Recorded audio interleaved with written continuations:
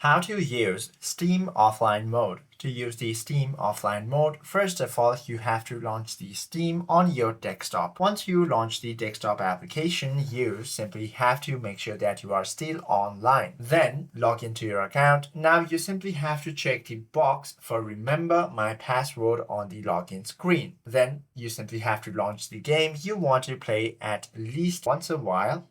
Now you simply have to launch the game you want to play at least once while online. Then make sure that the game is also fully updated and any initial digital right management setup is also completed. Now you simply have to click the Steam in the absolute top left corner of the window menu bar. Then select the Go Offline option from the drop-down menu. Now you simply have to click the Restart in Offline Mode on the pop-up confirmation box, and Steam will restart and your status at the bottom will read offline mode.